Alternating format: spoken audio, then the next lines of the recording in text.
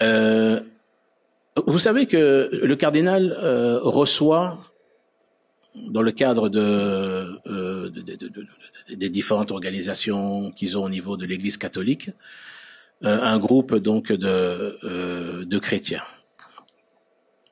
Et il leur dit, voilà ce que nous sommes en train de faire, c'est chercher une voie de sortie au président. Une sœur catholique lui pose la question, mais on vient de terminer les élections. Vous voulez donc perturber le processus démocratique? Le monseigneur Chollet, dans une rencontre avec les pasteurs, le dit. Évidemment, il a nié, mais il dit clairement, ce que nous sommes en train de faire, c'est pour préparer l'arrivée du prochain président. En 2028? Non. Non.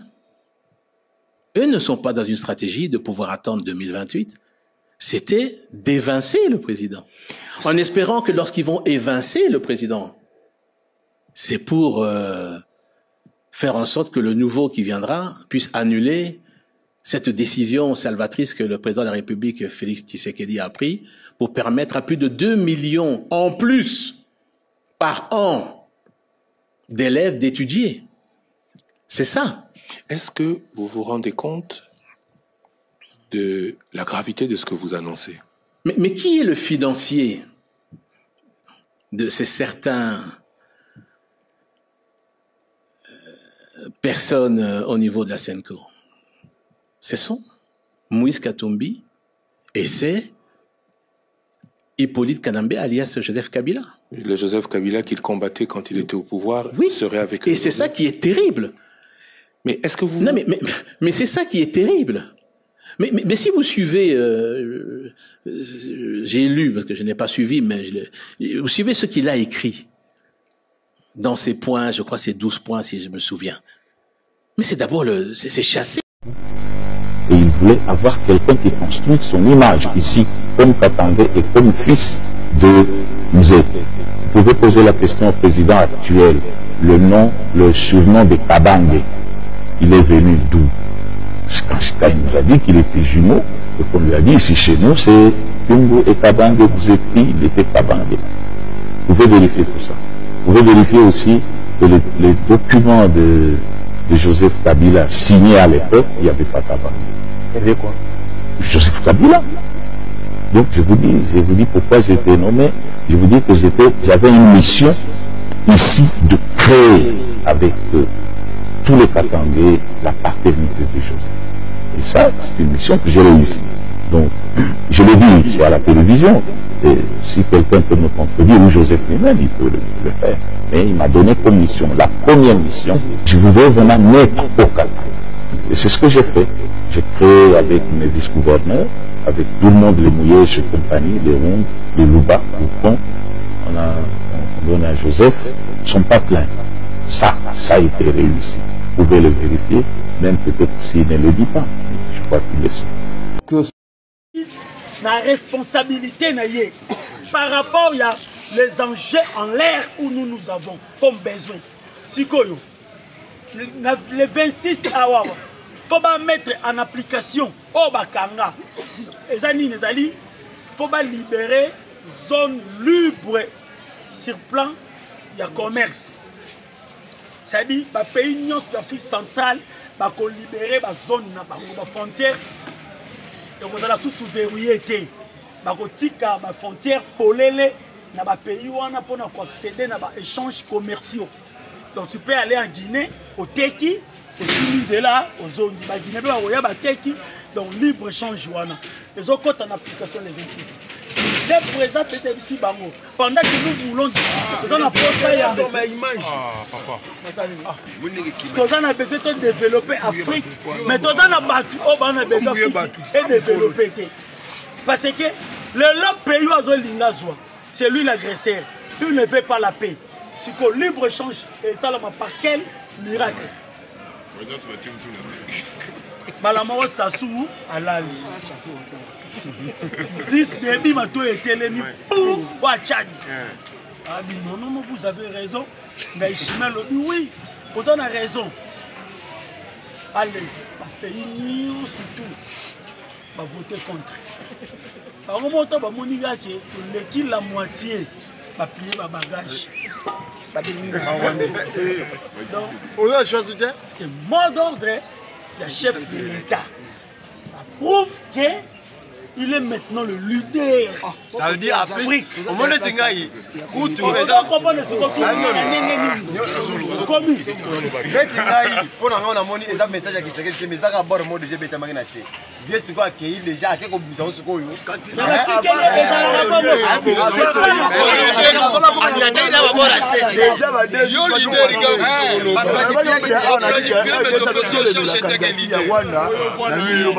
déjà la politique.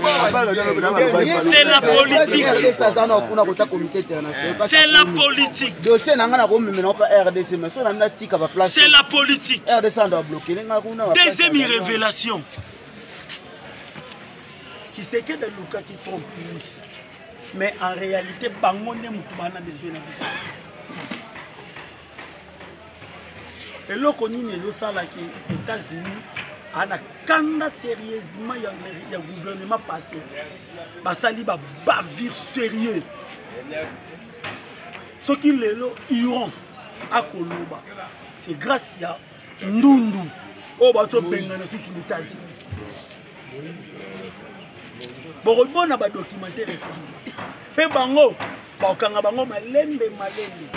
Ils ont vendu l'uranium d'une manière illégale na Iran. Iran possède une grande quantité d'uranium. Ils ont été vendus à l'époque par Moïse Katumbi.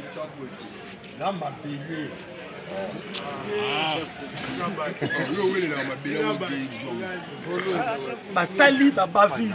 Bateki ba matière première na biso ti na ba Corée du Sud et sika ba Corée du Nord mais sika ba ti wana o baza benemi ba américain le lot Chine a vu vitesse parce que c'est Chine qui possède au moins 70% de la ressources congolaises. États-Unis ba sali projet il y a 15 ans. Pour attraper le retard au bazan. Projet il y a 15 ans, Bavandi Batali Balobi, il faut qu'il se quede. Il faut Congo. Il y a un échange, il y a paix, mais aussi un développement. Les échanges, il y a paix et développement. Makambeze belé la kati. Baseke belé robimasi manakati. Parce que les États-Unis ont besoin d'approvisionnement. Oh, le loisir n'a presque été quasiment comme faible. Ils ont besoin d'invention. Il faut se rattraper parce que les pays qui possèdent beaucoup d'armes nucléaires, c'est la Russie. Pendant que les États-Unis dormaient. Il est puissant, mais si les armes nucléaires s'attendaient à la Russie. Alors, les États-Unis ont besoin. Il faut à s'attraper plus vite que possible. Dans les États-Unis, à téléméni les Kamba Congo tina souka. Donc, il y a un message na bango. Batu bazali privilégié. D'abord, ce sont des Américains.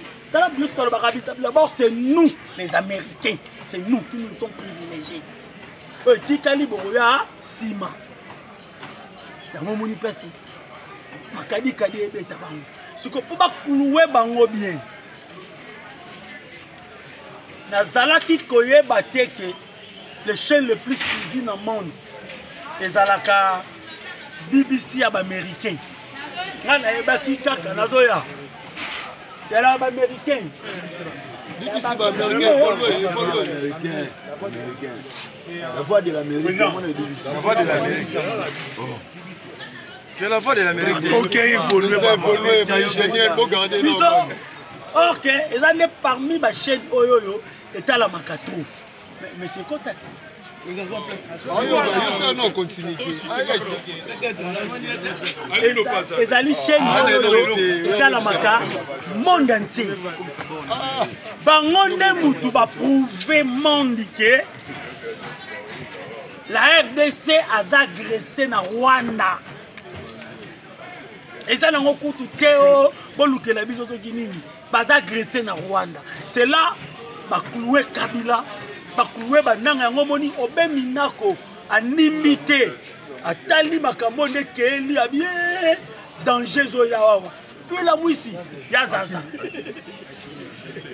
Bah, tu vas comprendre, à qui imité Kabimi Mbokate, à quitter PPRD.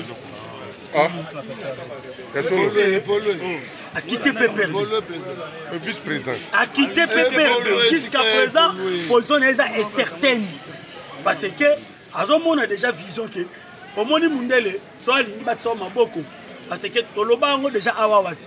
Kobuka Kabila awawa, et ça l'icône bana posane. Parce que, babandi ko bimisilaye. Babiloko ya sala dépasse le président depuis ya réunion bano bimisile sikoyo papa vire ya sali papa ba vire eza tellement belé ba kebeta na lisolo ya ba Congo hein ba bomba ba tout ba bou pourtant sans pitié.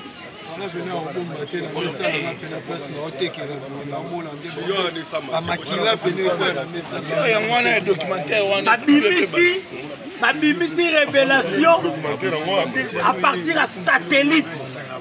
Nengi armée rwandaise au quota la sol congolaise et bah comme quelque part bah longoli ba teni na bango bah se déguiser à ba teni à 1-23. Chaîne a la qui sont clair et honnête. À la qui si arsenal militaire rwandaise n'enge kota kana sol congolaise n'enge pia kana sol congolaise n'enge sala kabatiweri. Je peux monter vidéo. On va avoir une guerre secrète. Vidéo pendant ngana monnaie. On va avoir une guerre secrète. On va mettre solo on a monaki. Na chaîne. Vidéo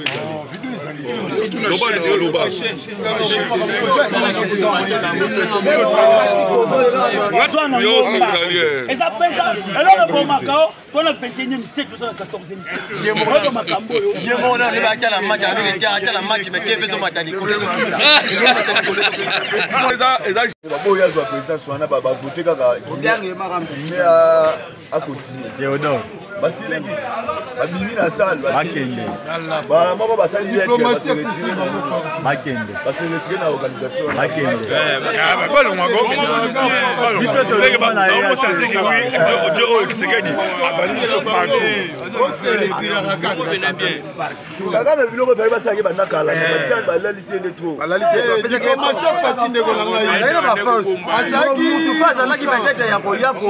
On a affaibli ya zalaki. Azaki c'est quoi hier pendant alambi ya biza kundi ya kunda. Félix a bombé kana diplomatie. Oh, ba mo ba bi ba tell school RDC na Rwanda. Nani woto open. Sur le peuple de Rwanda. Rwanda a de peuple de Rwanda. Organisi basa ebo moya le tigali wana bapeti mabonde organisi azongi akenegi bagarre diplomatique ici ba kozo le beza makasi là ba on a batiki parce que ti sikoyo bazabo maintenant on a développé bazopola on a développé mais la doa déjà mana ila doa oki maman M23 akei donc point abimi la et là qui c'est que simbité ça dit akenaka plaider mais na vous plaider na ba talisier ba vérité que boye surtout ba talisier ba minga poste aux États-Unis za boye on mona ki même na lettre o ba pesa ba proposition ya paix o doit pesa bango so tali na kati wana ezaka neska ba recommandation ya États-Unis parce que et l'autre malamu pena M23 na kati wana va bénéficier nango ezaki maintenant ngata lela lobi ke toza ba citoyen congolais personne n'a droit à boto la biso ba droit na biso na sol congolaise après c'est ça réponse indirecte par rapport à la position des États-Unis côté M23 ba tsayi point moko ya amisi mais c'est bango ba soldat M23 ba oza recruter na armée congolaise mais ba kozala ba oza détecter non pas ba oza détecter ba sala bango batize ba terme mo wana ba idée bango batala ba nationalité na bango nyonso tout wana nde ba kotala que sans on a besoin mais la RDC n'a jamais refusé amnistie wana na M23 mais il reçoit uniquement ba soldat classe AC mais ba commanditaire va vous rendre compte de la justice là c'est peu ça va passer wana parce que ça lui demande il y a Virginie ba sénateur il y a Virginie ba lobaki que pendant tant bozolo de la paix mais ba auteur il y a massacre baza à l'aise ko bango ba tenir pas que ne wapi la justice peut servir leçon na ba obatika c'est ça donc ba proposition nyonso wana dala bon ngala pe na loba message ba meta sini osimba po ba meta sini c'est là qui bon on a pas que porte na semaine ya le loko ce qu'on a été la binongo les ali les formations yo kaka les séries documentaire. Président qui sait que Dieu monte à livra comme à Bukavu. C'est pas gagné. Guerre Oyoyo, depuis 1960 jusqu'à présent, donc jusqu'à arriver à Kiseke, Tikali Kozua, président mon côté, trois ala qui n'a pouvoir, il y a des samilés, tout ça là. Parce que nous sommes un pays souverain. Même au août, à Kokaki Amoto. Parce que Kazalaki, moi, les Américains, ils ont fait pouvoir par coup d'État. Tellement tangi saki makila, ma sumu ya makila neza simana yo. Mouza yé idem na coup d'État. Kabila pa yé idem na coup d'État. Bazanga ki pouvoir wana. Félix Saye a gagné l'élection pacifiquement, démocratiquement. Dieu lui a donné tous les pouvoirs. Et vous savez que non. Si quoi agression au Tozalaki Nango, aucune institution mondiale n'a jamais reconnu que nous sommes agressés par l'armée rwandaise. Or, après le départ à Mobutu, ils ont donné la plume qui possédait la RDC au Rwanda. Parce que la domination de l'Afrique, la paix est au Rwanda.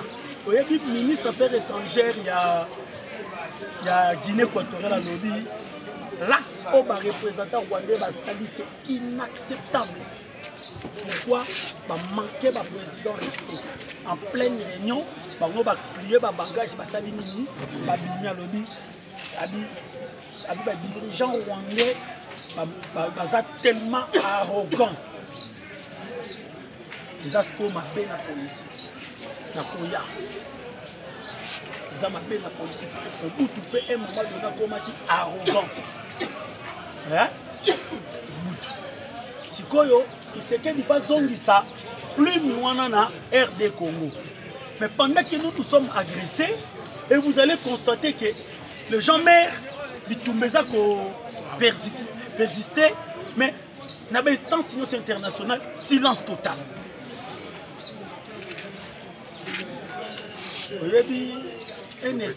Un expert à Otoloba, c'est un Allemand. Alors, pendant que le monde dort, ce monsieur, il incarne son père. Mais la voie de la démocratie. Le père n'est pas Koyo, Azalaki catégoriquement. Mais lui, il n'est pas catégoriquement. Il est sympa donc, à partager à idée. Mais, ce qu'il a lobby non, il dit qu'à là, non. Ce qu'il a lobby oui, et que oui. Maintenant, qu'est-ce que nous devons faire? Il faut qu'on pousse Batou Oyoyo, parce que là, nous avons premier format de Tshisekedi. De comment je peux toucher Kigali. Et puis si Pologne vertige, il y a rien. Et puis si France, il y a rien. Ça, c'est un Moulouba. Il est capable de faire ça. Bazui ba matériel sous de guerre ba pesa Rwanda te ba pesa Rwanda soki na yoki mwende escarmouche na ko bombarder Rwanda sala nini attaquer Rwanda zeli attaque ba kozwa goma te eza verrou tolaki sao basali nini touche eza na documentaire mobimba eza na makambo oyo bomona yango à la longue lelo te place bato bakoadimile sagesse ya président Tshisekedi ntango bazwi Goma bazwi Bukavu avant bazwa Goma c'était le PD Macron qui avait appelé Kagame pour nous dire que pourquoi ta Goma te Kagame n'a pas compris cela. Basali forcing, basali nini, bakoti Goma. Or, qu'est-ce que ta Goma? Déjà, ni le président Félix a mis ça qui est déjà une grande partie de la mille en ambition. Tous en a blessé, tous en a mort, oui. Mais nombre de blessés, il y a mort. Il y a des militaires, il y a des militaires par rapport à des civils. Toutes les autorités, sauf Chirimouani, Obazalaki na Bukavu, na Obazalaki na Goma, par autorité administrative, qui se fait dans une salle de l'Union sur le poste na Bango. Les habitants sont beaucoup contribués. Obazalaki na Bukavu, parce que ça y est. Mais malgré ça, na Bukavu, il y a des gens qui ont vivre. C'était pour sacrifier. Tant que petit loko wana ebimisi mutakala ya Kagame et Kagame pour que akufa yemo côté ale etiki ebenda bato nyonso bazalaki simane basala nini babima secrétaire état américain yekotala na Pologne lobby les armes qui étaient destinées pour aller à l'Ukraine se retrouvent maintenant à l'est de la RDC. Par quel moyen? Par exemple Pologne yaki awa na kopeso minuki nyonso au nécessaire pour nous sani au Bundisa Congo. Parlement français, babengisa ambassadeur ya Rwanda babisi nous on a donné des armes aux armées rwandaises. Mais comment nous qui te pensons qui na armée rwandaise est comme na M23? C'est par quel miracle? Les alliés pas confondre nanaka sans le savoir. Tellement entre les loups ne se mangent pas, allez yo latinini au latibé. Siko carrément pour longolo na place poste aux alaki bazongisa sikoyo batsa mutu.